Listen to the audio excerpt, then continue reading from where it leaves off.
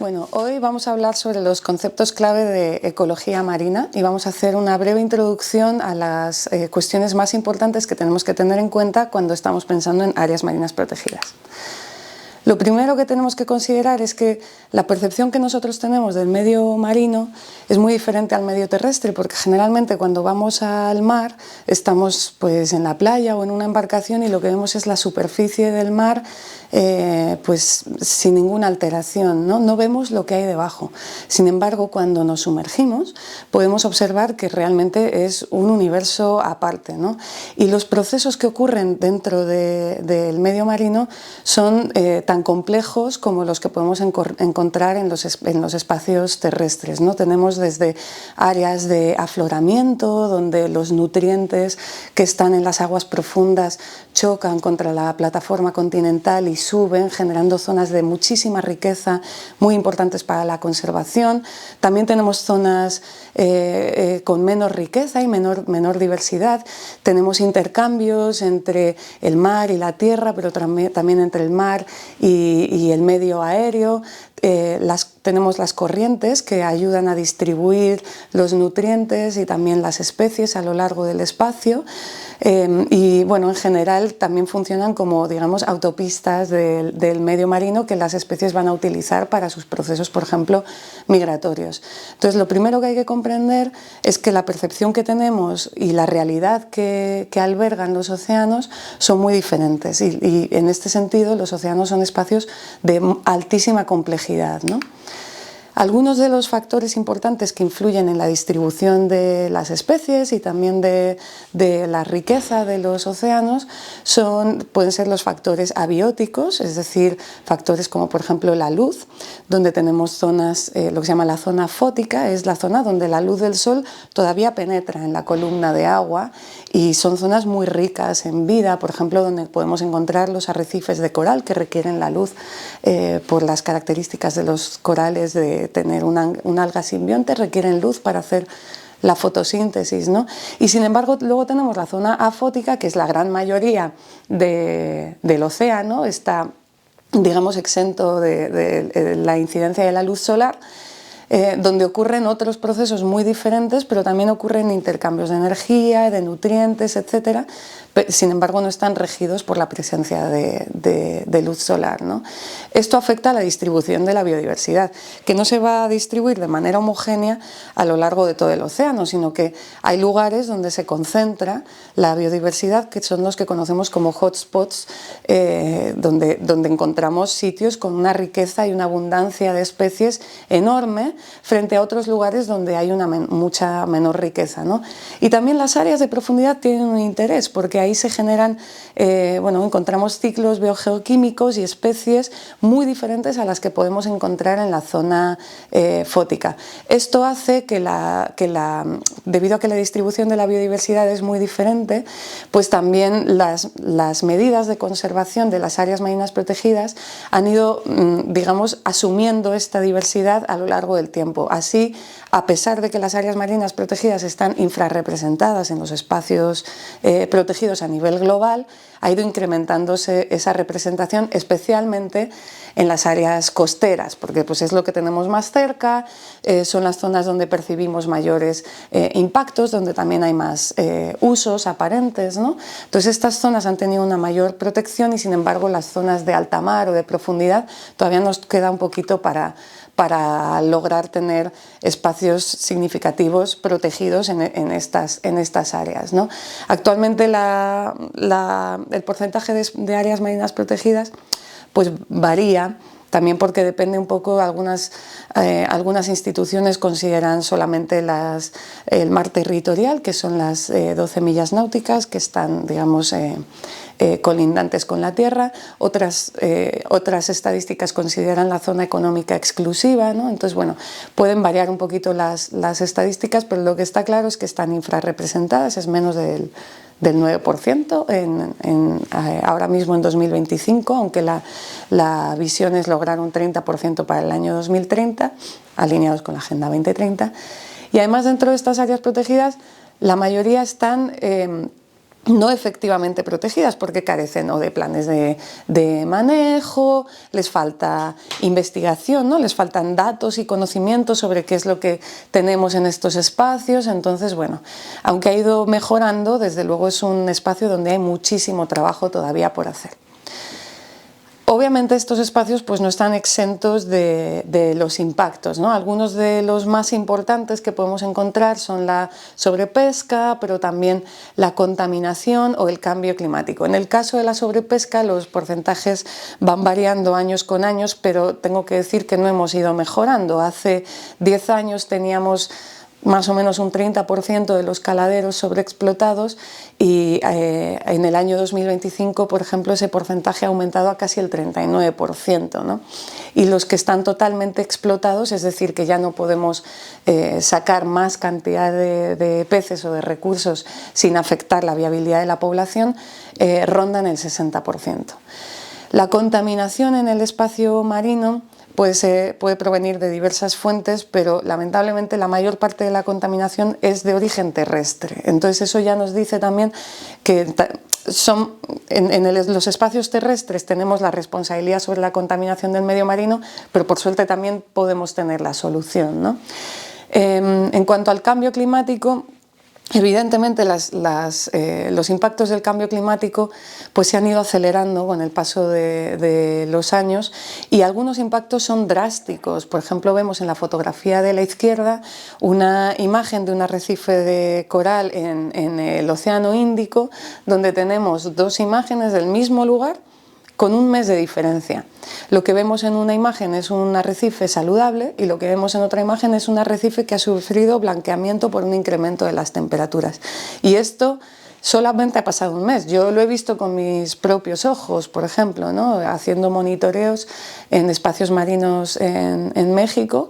De un mes para otro, de agosto a septiembre, hubo un evento de blanqueamiento masivo y los mismos corales que estábamos monitoreando, que estaban saludables, de pronto se habían blanqueado. Si esta condición perdura, los corales pueden morir en el caso del blanqueamiento, ¿no?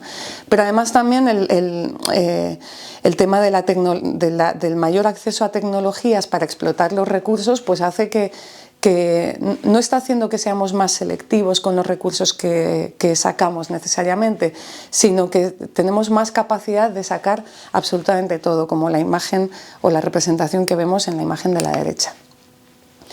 Para enfrentar todos estos impactos y proponer soluciones, una de las herramientas que sabemos que mejor funciona son las reservas marinas o las áreas marinas protegidas, ¿vale? Vamos a utilizar los dos términos indistintamente porque varía mucho de un país a otro el término que se utilice. En general, las áreas marinas protegidas están enfocadas a espacios de conservación de la biodiversidad y las reservas marinas a espacios donde se busca preservar las pesquerías, ¿no? Pero bueno, vamos a utilizarlos de momento de manera un poco indistinta para el fin de esta sesión.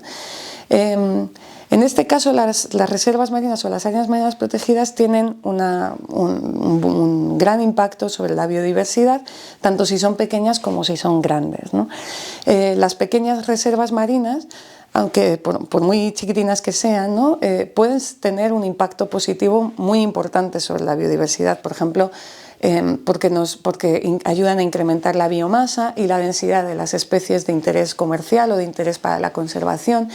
Además, estas especies, como no son pescadas, por ejemplo, pues alcanzan mayores tallas y estas mayores tallas significa que tenemos un mayor número de adultos con capacidad de reproducirse, ¿no? Entonces, la recuperación de las especies, no solamente se recuperan las especies que están presentes, sino que además se genera una especie de efecto de santuario donde las especies que hayan huido debido a los impactos o que se hayan agotado pueden regresar gracias a que los espacios marinos están fuertemente conectados por las corrientes, como veíamos al principio, ¿no? Pero no todas las especies se recuperan igual.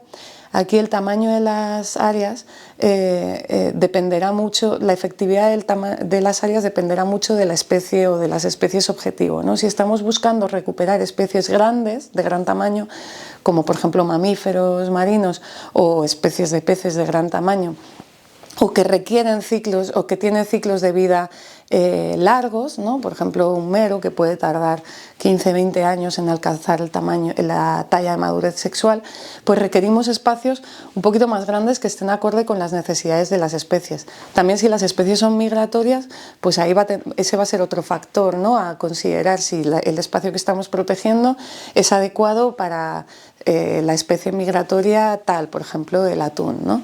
Entonces todos estos factores tenemos que considerarlos a la hora de diseñar y de proponer una zonificación para una área marina protegida. Así, por ejemplo, hemos observado, ya tenemos bastantes datos, por suerte, sobre los efectos positivos de estas reservas. Hemos visto que dentro de la reserva, como se puede ver en la imagen, pues especies como esta cabrilla pueden ser 3 o 4 veces más grande que la misma especie de cabrilla que encontramos fuera de la reserva. Esto es lo que se conoce como el efecto reserva. Encontramos tallas mayores y más reproductores dentro de las reservas después de un tiempo, ¿no? Esta imagen es de una área marina protegida en Las Palmas y esta imagen no ocurre al mes siguiente del decreto del área marina protegida, sino que después de 4 años se encontró este efecto, ¿no? Además, en el medio marino, especialmente los peces, cuanto más grandes son, más éxito tienen en la reproducción y pueden generar más crías, ¿vale? Esto puede ser diferente a lo que encontramos en los espacios terrestres o lo que hemos aprendido, por ejemplo, sobre los usos de, por ejemplo, mamíferos en temas de caza, donde se busca, pues, por ejemplo, cazar a los ciervos de mayor tamaño que ya se han reproducido y que ya están, digamos, siendo menos exitosos en su reproducción. En los peces no pasa esto. En los peces, cuanto mayor tamaño, en general, más éxito tienen. Así podemos encontrar especies como el barbo, donde un barbo de 30 centímetros pone la misma cantidad de huevos que 2000 barbos de la mitad de tamaño. Entonces nos interesa también comprender cómo podemos conservar los individuos de mayor tamaño dentro de las distintas especies. Así, la declaratoria de áreas marinas protegidas o de reservas marinas nos puede traer cambios ecológicos relevantes y significativos para el ambiente. Por ejemplo, pero requieren tiempo, ¿no? Por ejemplo, tenemos el caso de este área en Las Cruces, en Chile, donde, bueno, se estableció un área, entre otras cosas, para proteger un bivalvo de alto valor económico para las pesquerías locales, que es este bivalvo conocido como locos. Loco. Después de 4 años de protección de la reserva, los locos dentro de la reserva eran 20 veces más abundantes, lo cual podemos decir que es un éxito de la reserva. Pero es que después de 10 años de protección, no solamente habían incrementado su abundancia en hasta 40 veces más, sino que el efecto de tener una mayor población de locos había ejercido control sobre las poblaciones de mejillones que anteriormente estaban siendo un problema, y entonces se había logrado equilibrarse la relación entre las distintas especies, trayéndonos un ecosistema muchísimo más saludable, ¿no? Además, las áreas protegidas marinas pueden contar con zonas núcleo o áreas de no pesca o zonas de refugio o zonas de no extracción, como lo queramos llamar, pero al final son espacios delimitados donde se restringen las actividades extractivas, ¿no? En particular, sobre todo la pesca. En estas áreas de no pesca es muy importante contar con estas áreas, aunque sean de un tamaño pequeño, ¿no? Pero es importante contar con estas áreas porque estos espacios donde no hay extracción permiten que las especies se recuperen tanto en biomasa como en tamaño, en tallas, en densidad, abundancia y diversidad. ¿Y qué ocurre? Que llega un momento que no caben en este espacio de no pesca. Ya los peces ya no caben, ya son muchos, ya empiezan a molestarse, digamos, y entonces empiezan a salir de las zonas de no pesca.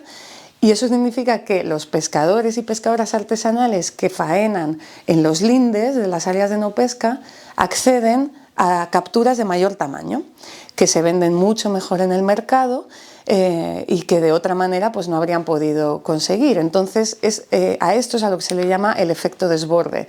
Una vez que hay tal abundancia dentro de las zonas de no pesca que digamos que ya no caben ahí, empiezan a salir y a moverse fuera de estas áreas, y entonces puede haber un aprovechamiento de las especies mucho más efectivo y exitoso, además con una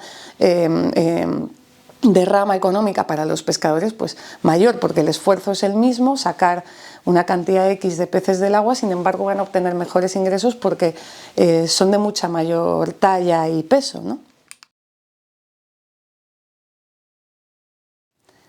Os dejo unas ideas clave para repasar. A medida que vayamos avanzando estas sesiones vamos a ir viendo cómo se aplican estas ideas clave a los distintos espacios marinos.